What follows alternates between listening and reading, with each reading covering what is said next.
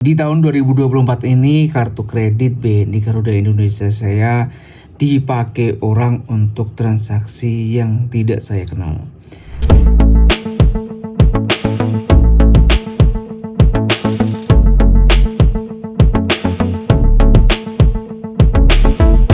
Jadi ceritanya gini, saya punya kartu kredit BNI tipe Garuda Indonesia atau Platinum Garuda Indonesia dan penggunaannya udah lebih dari 1 tahun. Nah, tidak disangka di tahun 2024 ini ternyata ada transaksi mencurigakan. Dalam arti ada orang lain yang menggunakan kartu saya untuk transaksi online. Jadi istilahnya kayak dibajak gitu. Nih, kali ini babak tutorial akan sharing kenapa kok kartunya bisa dibajak, terus kenapa babak tutorial bisa tahu, terus gimana solusinya terhadap masalah pembajakan itu. Oke, langsung aja kita bahas satu persatu. Tetapi sebelum kita mulai, kalian bisa klik dulu tombol subscribe-nya. Karena banyak banget orang nonton channel ini, tapi nggak subscribe. Oke, kita langsung mulai. Yang pertama, kenapa Bapak tutorial bisa tahu kalau kartu kredit BNI Garuda Indonesia dibajak atau dipakai orang lain tanpa sepengetahuan Bapak tutorial? Jadi ceritanya gini. Kartu kredit BNI itu terhubung dengan namanya SMS banking. Jadi satu ketika di beberapa hari yang lalu ya, itu saya melihat ada SMS di handphone saya menyatakan bahwa kartu kredit saya diblokir. Dan informasi itu atau SMS itu dikirimnya 2 kali. Awalnya saya nggak paham atau saya nggak tahu. Saya baru tahu keesokan harinya. Keesokan harinya saya baca kok kartu kredit BNI saya diblokir ya. Ada apa? Keterangannya sih, kartu kredit Anda diblokir untuk sementara demi keamanan, seperti itu. Nah, akhirnya saya coba nih, saya telepon call center. Saya tanya, halo mas, ini kenapa ya kok kartu kredit saya diblokir? Saya dapat notifikasi lewat SMS. Setelah itu dari pihak Bank BNI-nya melakukan pengecekan data dan ditemukan ternyata ada transaksi mencurigakan atau bisa dibilang ada orang yang tidak bertanggung jawab menggunakan kartu kredit saya untuk transaksi dengan nominal 100 USD atau $100. Nah, transaksinya di salah satu website luar negeri. Nah, biasanya karena beberapa website luar negeri itu nggak ada OTP-nya. Biasanya nih, saya nggak tahu biasanya.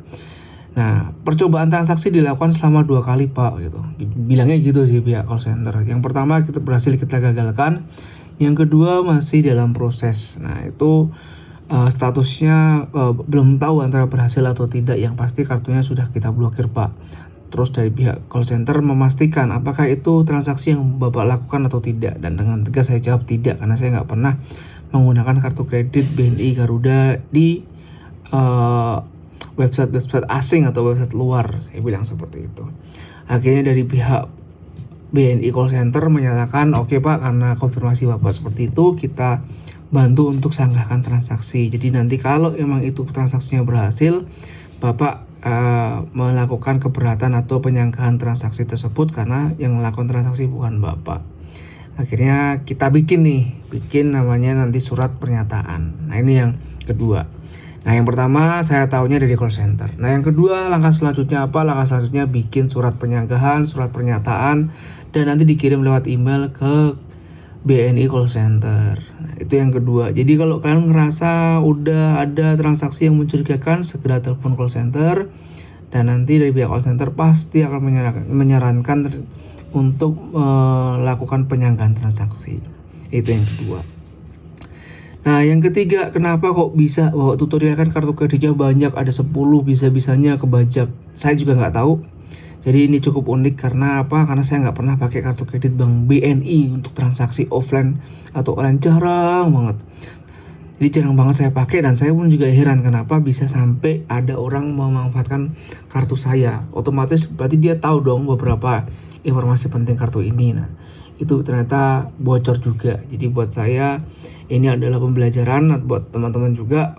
Hati-hati selalu monitor setiap transaksi atau mutasi kartu kredit kalian. Jadi kalau kalian punya kartu kredit jangan didiemin, Jangan dicuekin, tapi pastikan setiap transaksi yang terjadi, dan kalau emang ada transaksi itu yang tidak wajar, segera lakukan konfirmasi ke call center.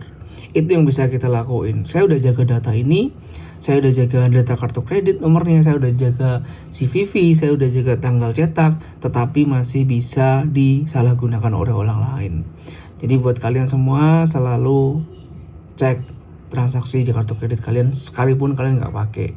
Jadi melalui video ini ada 3 hal yang Bapak tutorial mau sampaikan. Yang pertama, kalau ada transaksi mencurigakan, biasanya dari pihak bank akan otomatis memblokir kartu kredit. Tapi ada beberapa kasus yang pernah terjadi dan beberapa YouTuber nge-share juga, udah transaksi yang mencurigakan ternyata tidak keblokir. Nah, itu yang pertama. Yang kedua, kalau emang ada transaksi yang mencurigakan, segera telepon call center dan lakukan penyangkaan transaksi. Tujuannya apa? Biar pihak bank melakukan investigasi, melakukan pengecekan. Dan kalau dari investigasi itu diketemukan transaksinya emang transaksi yang tidak dikenal, maka nanti tidak akan ditagihkan ke kalian tagihan tersebut. Yang ketiga atau yang terakhir, kalau kalian punya kartu kredit, pakai nggak dipakai, setiap bulan pastikan cek mutasinya. Kalau bisa lebih sering. Kalau lagi nyantai, lagi nganggur gitu nih, cek nih mutasi kartu kredit kalian, ada transaksi aneh nggak. Kalau nggak ada, aman. Tapi kalau ada, segera telepon call center. Oke? Terima kasih banyak sudah menonton channel Bapak Tutorial.